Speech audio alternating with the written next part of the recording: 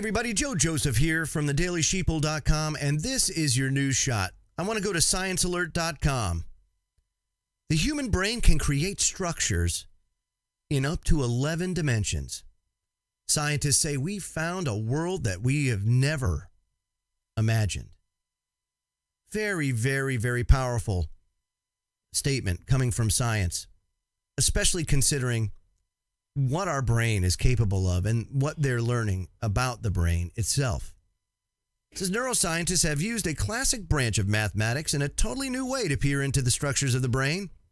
What they've discovered is that the brain is full of multidimensional geometrical structures operating in as many as 11 dimensions.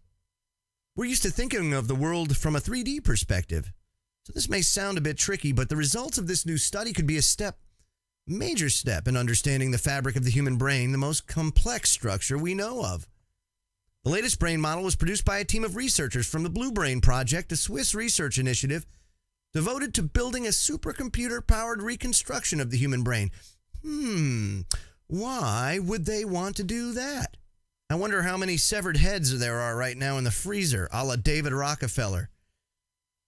I think Ted Williams' head is frozen in a cryogenic stasis or whatever. Interesting. The team used algebraic topology, a branch of mathematics used to describe properties of objects in spaces regardless of how they change shape. They found that the group of neurons connected into cliques, and that the number of neurons in a clique would lead to its size as a high-dimensional geometrical object. Isn't that interesting? Henry Markham, the head neuroscientist, said, "We have found a world we'd never imagined. There are tens of billions of these objects, even in a small speck of the brain, up through 7 dimensions. In some networks, we found structures of up to 11 dimensions. Human brains are estimated to have a staggering 86 billion neurons with simple connections for each cell webbing in every possible direction, forming the vast cellular network that somehow makes us capable of thought and consciousness." You know, interestingly enough, at the same time, folks, they're doing research into how our brains have quantum characteristics and how there is a connection through entanglement in which we are all entangled. And I just find that interesting because as we learn things in science, and the more that we know, the more we figure out that we don't know a whole heck of a lot. It's kind of like that first time you look into 9/11 or the Kennedy assassination or chemtrails. You know, you go into MK Ultra.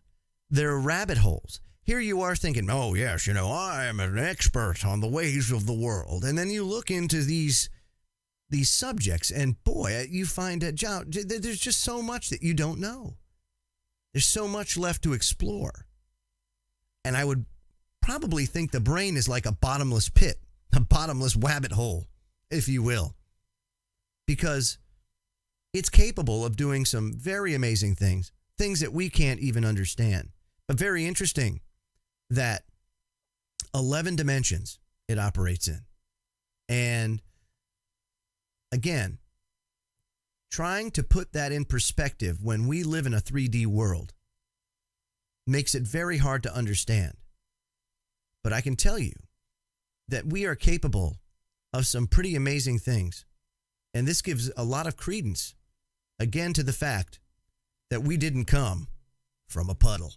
I'm Joe Joseph. This was thedailysheeple.com's news shot. Feel free to comment below and visit our website at thedailysheeple.com. Have a great day, everybody.